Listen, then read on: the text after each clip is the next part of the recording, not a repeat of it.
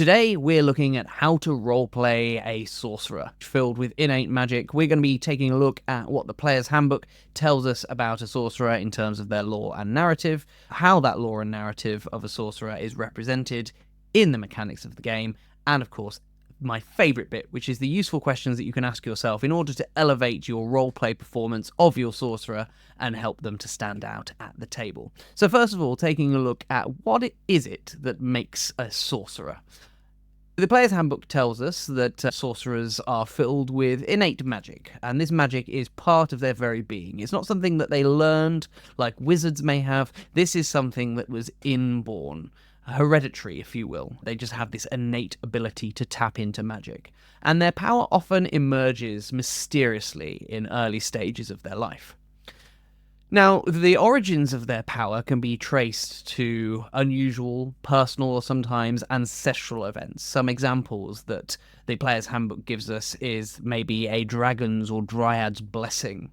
A freak lightning strike might hit a sorcerer, imbuing them with magic. It may be a deity's gift, or maybe even exposure to planar energies. Or perhaps they may have, in some freak event, gained a glimpse into the inner workings of reality itself. But sometimes the origin of this power is actually unknown. But whether it is a known origin or an unknown origin, it is always a transformative experience. And as mentioned, the magic can be hereditary, although that is not always the case, as demonstrated with these origins of power that I've just talked about.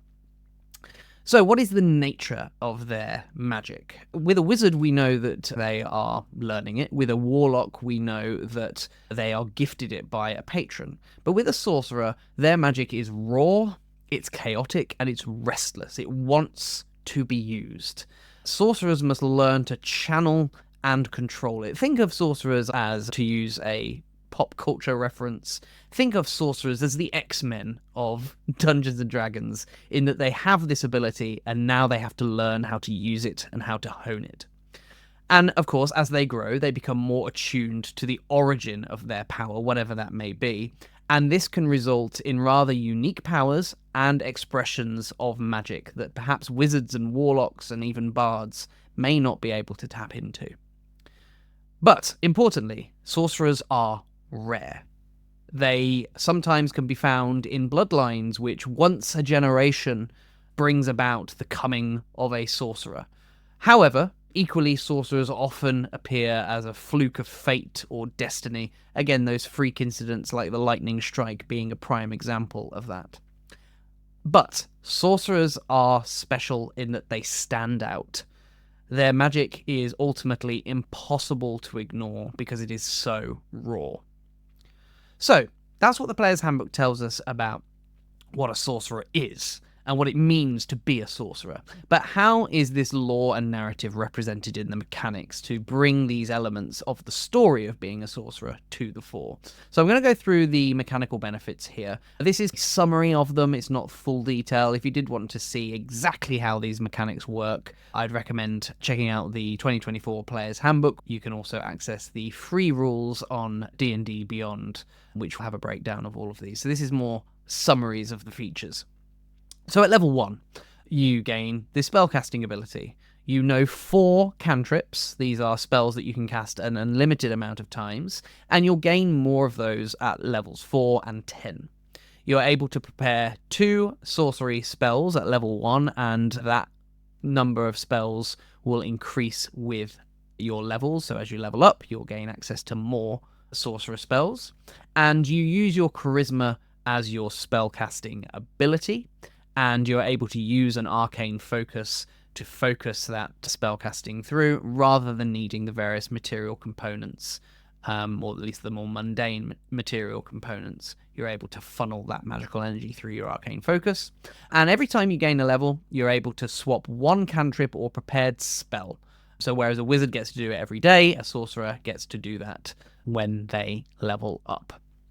At level 1, you gain Innate Sorcery, which is a bonus action that lasts for a minute. This ability grants you a +1 to your Sorcerer spell save DC an advantage on sorcerer spell attack rolls, and this is something that you get to use 2 times for every long rest. At level 2, you gain the Font of Magic ability, which gives you access to sorcery points. You start with 2 sorcery points and you gain more at higher levels. These sorcery points allow you to convert sorcery points into spell slots, so you can give yourself more spell slots, but also it works the other way around. If you have spell slots that you want to convert into sorcery points, you can do that as well. There is a limit, however, to using sorcery points to create spell slots, which is that you are limited to only creating up to 5th level spell slots once you hit a certain level. That's the maximum that you can get to as a high level sorcerer. Obviously, that's not something you'll be able to do at level 2, but there is that cap there.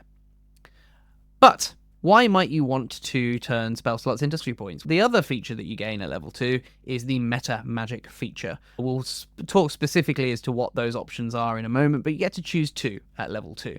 For example, twin spell or quicken spell. You spend your sorcery points then to modify your spells. Again, we'll talk specifics in a moment. And you get to replace one of your meta magic options each level. So much like you get to swap out a spell, you get to swap out one of your options as well. And you gain 2 more options at level 10 and 2 more at... Oh, I said level 1 there. That's a mistake. That should be level 17. What are the options for meta magic? Well, here is a table which gives you a brief summary of all of them. There's the Careful spell, which allows you to protect your allies from your area of effect spells. A number of creatures up to your charisma modifier will auto-succeed on their saves and also take no damage on a success regardless of the spell. That costs you 1 for 1 sorcery point. You can also use the Distance spell, which doubles the range of a spell or turns a touch spell into a 30-foot range, which is very handy. The Empowered spell, which also costs a single sorcery point, allows you to re-roll a damage dice or a number of damage dice up to your charisma modifier, and this one is usable with other meta magic options as well. The Extended spell, which also costs 1 sorcery point, allows you to double the duration of a spell that is 1 minute or more, up to a maximum of 24 hours of time. The Heightened spell, which costs 2 sorcery points, allows you to grant disadvantage on a saving throw to one of the targets of your spells. The Quicken spell, also 2 sorcery points, allows you to cast a spell with an action casting time as a bonus action instead, though that is limited to 1 leveled spell per turn. The Seeking spell meta magic option costs 1 sorcery point, which allows you to re-roll a missed spell attack roll, and again, that can be used with another meta magic option. The Subtle spell, which is one of my favorites, also costs 1 sorcery point, which allows you to cast a spell silently and without any gestures or visible components, except any costly or consumed materials. It allows you to sneakily cast a spell. The Transmuted spell, which is also 1 sorcery point, allows you to change the damage type of a spell to acid, cold, fire, lightning, poison, or thunder.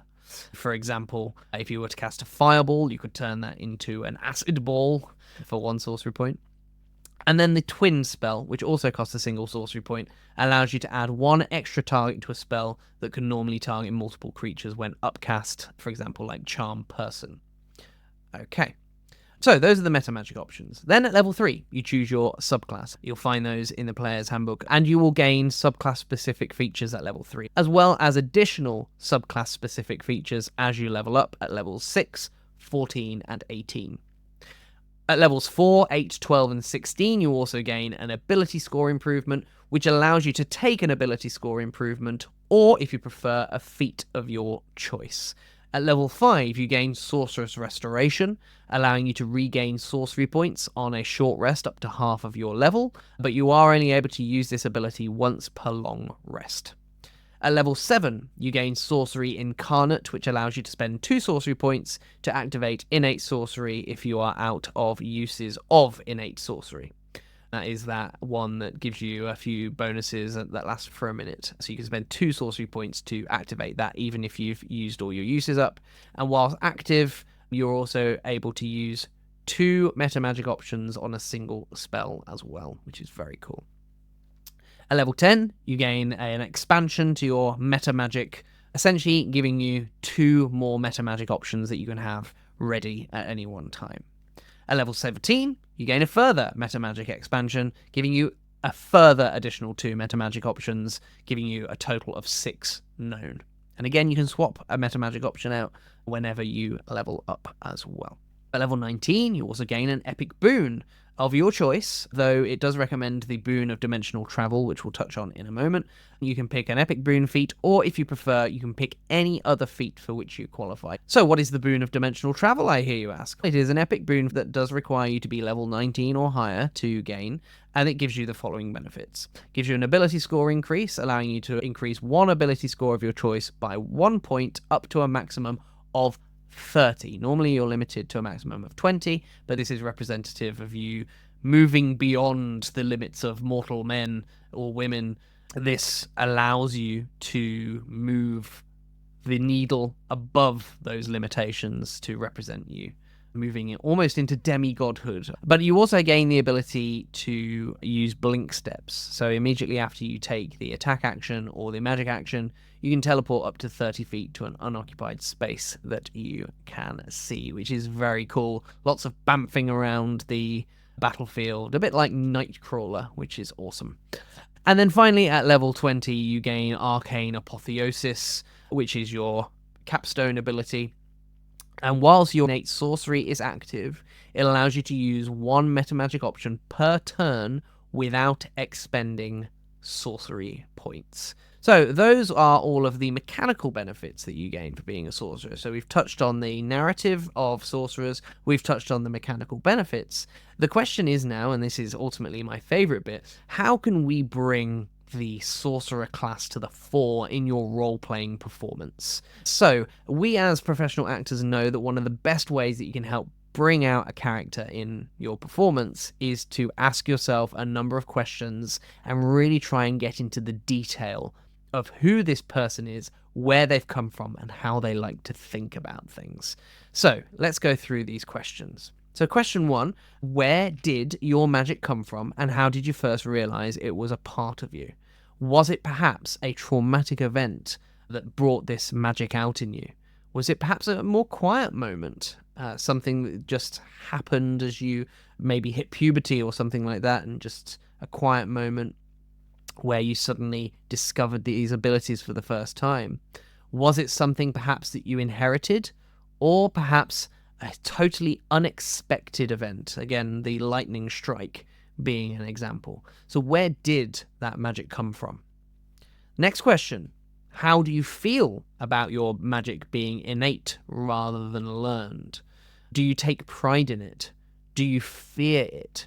Maybe you resent it or struggle to control it. And again, I think this, I'm frequently reminded with the Sorcerer of X-Men. I know I keep making that reference, but I think you see it in the X-Men films or comic books or whatever, these mutants that have these abilities. Some of them are very prideful of the fact that they are above mortals. Some of them actually fear their powers, Rogue being a prime example. Some might actually hate the fact that they have these abilities and have some resentment for it and want to only be normal, perhaps. As an example, an X-Men example, Beast, I think, is a great one, at least in the First Class era X-Men movies. Or there's that struggle to control it. Again, someone like Rogue or Cyclops in the X-Men. So using those kinds of ideas as an example, how do you feel about those powers, and how do they affect you and your feelings of self-worth and value? What physical or emotional mark has your magic left on you? Does your magic surge up when you get angry? Is it something that is difficult for you to control? Do you perhaps glow or burn or maybe hum with energy when you're casting it? Does it leave physical marks?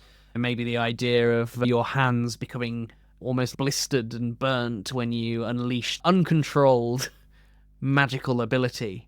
How does that affect you? Does it affect you physically? Or perhaps it is just draining you emotionally to use it. What's been the social cost or perhaps benefit of being a sorcerer?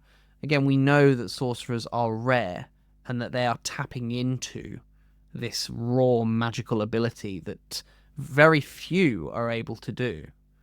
So because of that, were you perhaps shunned? Were you considered an outcast? Again, thinking to the X-Men analogy. Are you feared because they don't know what you're capable of by society?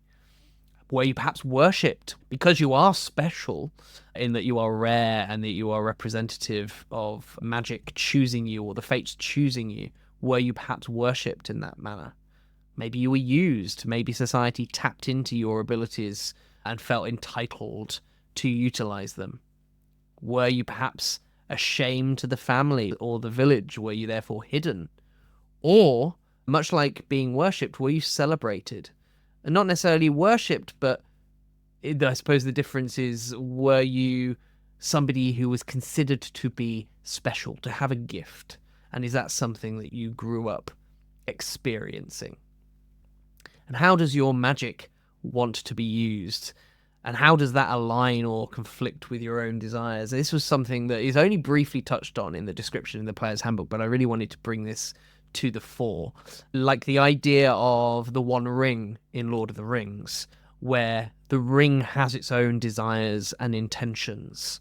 Does your magic have that same thing? It references in the Player's Handbook that magic wants to be used. So how could you bring that aspect out? Or maybe you won't want to. Maybe you feel as though your magic is a tool for your sorcerer. Perhaps you feel as though it is a burden, a gift, or maybe even a weapon. The important thing here, and I do want to make this distinction, is this is not the same. I'm not going for the same angle here as a warlock, where you have your patron that is talking to you and telling you what to do. This is more a kind of guttural feeling that you have when you tap into your magic. Does your magic want to be used in a certain way? Does it want to be utilitarian? Does it want to be a force of destruction? Or maybe it is just simply a gift from the weave, to use a Forgotten Realms term, and it's happy to be used as you see fit. Do you understand the true origin of your power? Or is that a mystery that you're still trying to solve? It is not always the case that a surprise event grants you these powers. Sometimes it is innate. Sometimes the universe works in mysterious ways to grant you this power. Maybe they were born with it, and so perhaps their parents don't know where it came from. Perhaps you are the first in your line to have been gifted these arcane powers. And perhaps you don't know why. And that, I think, is a fundamental identity point for a sorcerer, is why do they have these powers? And whether or not they know or not is not necessarily the important part, so much as if they know, how do they feel about that origin? And if they don't know, do they want to know? Or is ignorance bliss? And if they do want to know, is this something that they obsess about? Is that the driving force behind their adventuring, of wanting to know where this power came from? What kind of control do you have over your magic?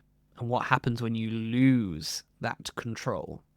The idea of the sorcerer tapping to this innate power is really interesting idea that separates them from the rest.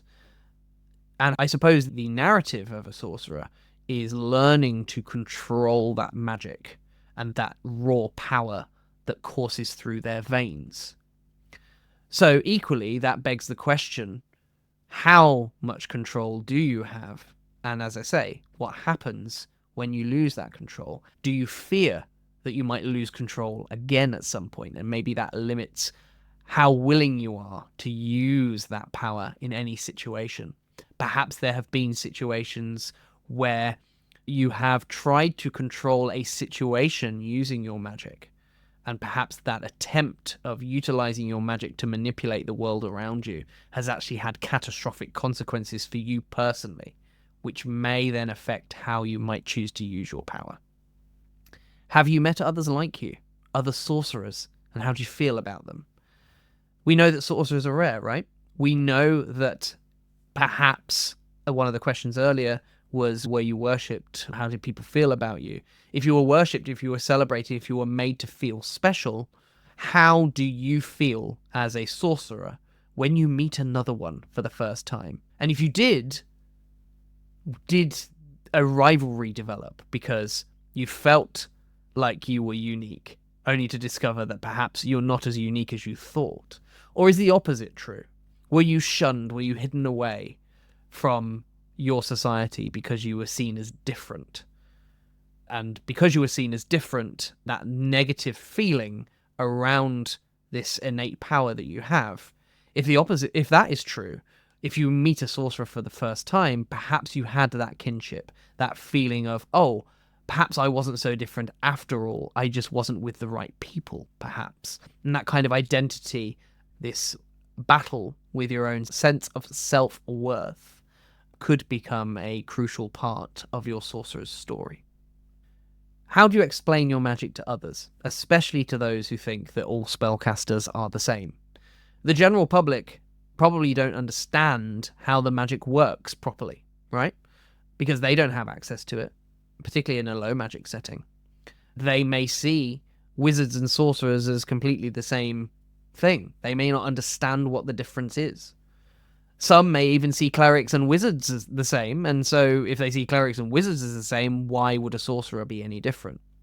So how is it that you try and carve your place in society and indeed the spectrum of spellcasting? What does it mean to you to have this sort of power? And this question I really love. Again, I want to differentiate this from a warlock, because your magic can't communicate with you. But if your magic could speak to you, this idea in the player's handbook that it wants to be used, that the magic has an opinion of itself in some ways. If your magic could speak to you, what would it say to you?